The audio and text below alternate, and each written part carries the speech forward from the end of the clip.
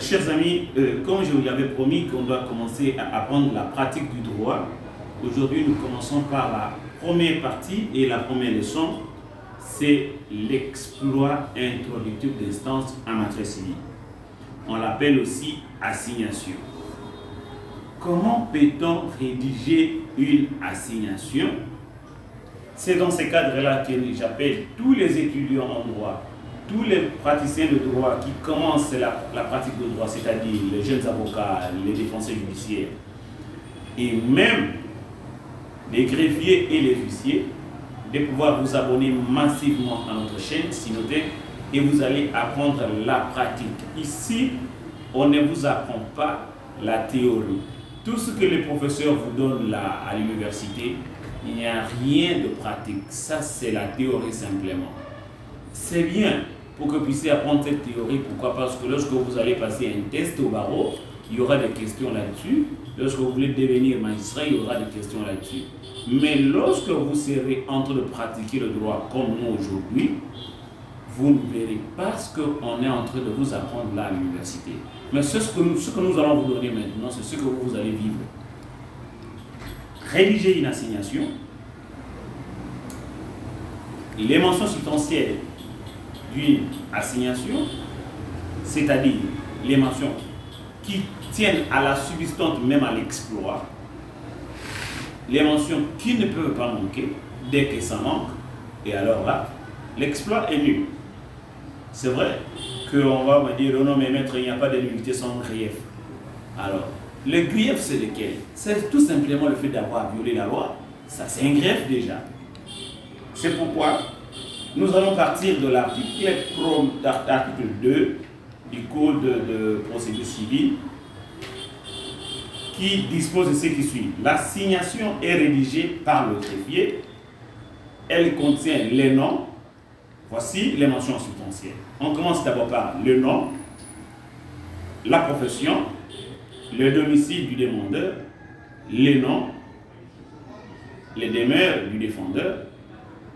Et les noms, c'est sommairement l'objet et les moyens de la demande et indique le tribunal où la demande est portée ainsi que le lieu, le jour et l'heure de la comparution.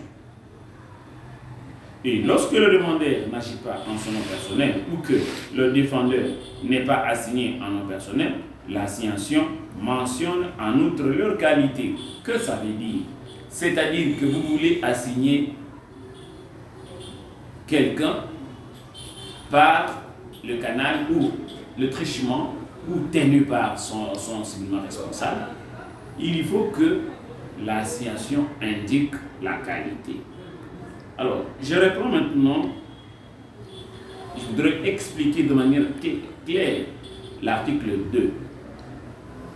Dans l'assignation, les mentions obligatoires sont les noms, la profession, le domicile du demandeur, les noms et les demeures du défendeur.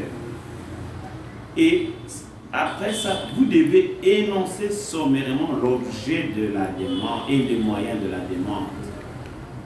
Après avoir indiqué l'objet et les moyens de la demande, vous allez maintenant indiquer le tribunal par devant lequel l'affaire est portée et l'heure où l'audience sera tenue. Alors, nous commençons maintenant. Je commence par dire, lorsque vous prenez votre stylo, vous avez votre papier, excusez-moi, parce que nous avons dit que c'est la pratique, je ne peux pas aussi répondre ce que vous avez appris par votre professeur du jour au banc. Voici ce qui s'est fait. Vous écrivez par exemple assignation à paiement. Je ne sais pas si la caméra peut me permettre. Assignation à paiement.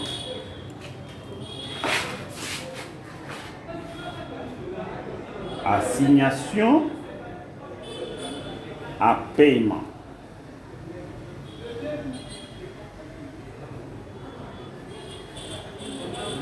Mais puisque le titre est déjà, le tribunal peut déjà connaître de l'objet de la demande. C'est-à-dire qu'on assigne cette personne pour payer. à paiement. Et même dommages et intérêts. Alors, quel est le début maintenant? Ici, vous allez commencer l'an 2000. L'an 2000. L'an 2022. L'an 2022. Excusez-moi, parce que nous allons avoir un tableau les jours qui viennent, ça c'est le début. L'an 2022, le 5e jour. Ici, souvent, on met les pointillés parce que c'est l'huissier qui pourra remplir. À la requête de. Voilà.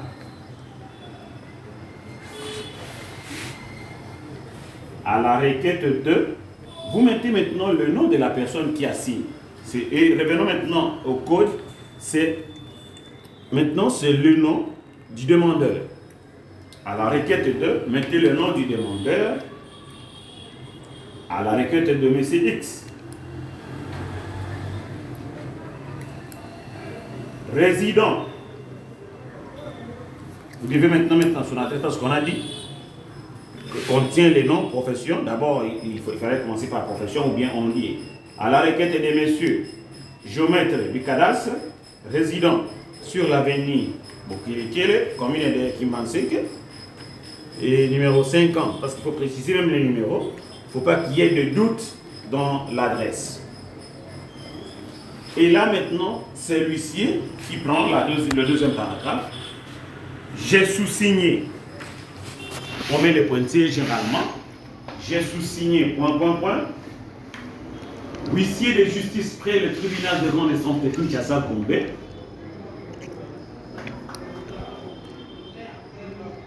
Des résidences à Kinshasa. Et donné assignation à messieurs. Alors maintenant, nous revenons à notre article 2 pour les mentions de situation. Vous mettez maintenant les noms, les demeures du défendeur. Et je donne un exemple. Et donné assignation à M. Sakata, professeur à l'université de Kinshasa,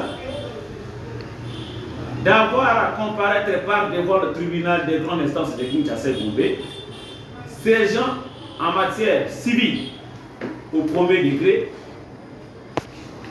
dans la salle d'audience ordinaire sise au palais de la justice en diagonale du ministère des Affaires étrangères. En ces audiences ordinaires, à 9h du matin précise. Ça, cette formule-là, elle est restée comme ça. On ne modifie pas.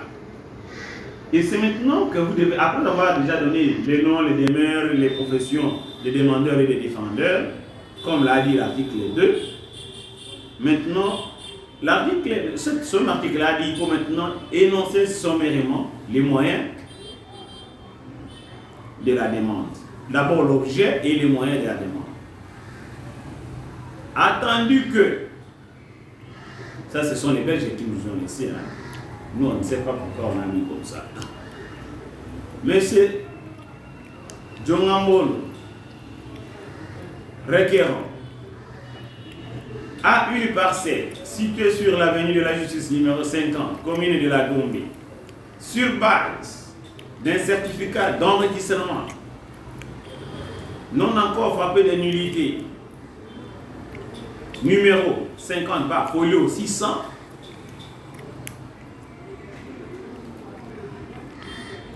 lequel lui donne un droit de propriété sur le fonds, conformément à la législation en matière foncière en RDC, qu'en vertu de son droit de propriété, M. Djongambolo a placé la famille Bosekota pour jouir de cet immeuble en location. Ça, vous avez déjà énoncé sommairement. Mais nous allons continuer parce qu'on ne peut pas avoir des longues vidéos en train de dicter, sinon ça risque d'être aussi comme un enseignement magistral. Maintenant, vous comprenez déjà comment on doit commencer. Je vous ai montré même au début. En 2022, le 5e jour, à la requête 2, vous donnez maintenant les noms et adresses profession du demandeur. Et après, l'huissier qui se présente, j'ai sous-signé, l'huissier de justice, après le tribunal, Songoloto Pakala, et donné assignation à monsieur. Et vous énoncez maintenant les noms, et les professions et les demeures du défendeur. Et après, vient le tour de pouvoir énoncer sommairement l'objet et les moyens de la demande. Et à la fin, lorsque vous aurez narré les faits, nous avons ce qu'on appelle le dispositif. Dans le dispositif, voici comment on écrit. Parce que moi, je vous apprends ce qu'est la pratique. Ce que c'est la pratique. D'où vous devez savoir qu'est-ce qu'on trouve dans le dispositif. À ces motifs, d'autres disent pour ces motifs, moi j'ai dit à ces motifs, plaise au tribunal, dire amplement fondé la présente action, ordonner l'expulsion de la famille Bossé-Kota, ordonner le paiement de 5 millions de francs congolais à titre de dommages et intérêts au requérant, mettre les frais d'instance à la charge du défendeur. Et ce sera justice. Pour que l'assigné n'en prétexte d'ignorance, étant à son domicile, et il parlera soit à lui-même, ainsi déclaré. Dont acte l'huissier de justice et pour réception, celui qui a reçu l'exploit signe aussi. Étant à l'adresse indiquée et ne l'ayant pas trouvé, il parlant à son épouse. Voilà aussi là où il y a le bas.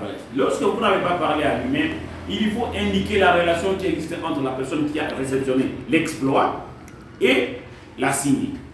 D'où vous allez dire, il parlant à son épouse, Madame Sarah Mogolou, épouse du défendeur, reçoit copie et s'abstient de signer, parce que souvent, les gens s'abstiennent de signer.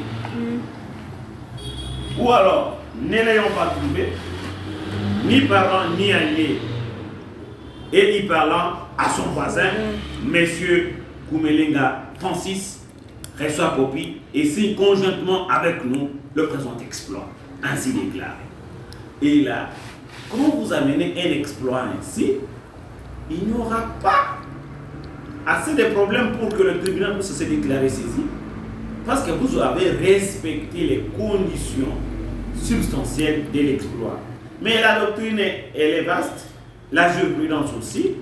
Quant à la nullité d'exploit, nous allons poursuivre ça dans la prochaine vidéo. Likez, commentez, posez des questions, abonnez-vous massivement et vous aurez la pratique du droit. Merci, bye bye.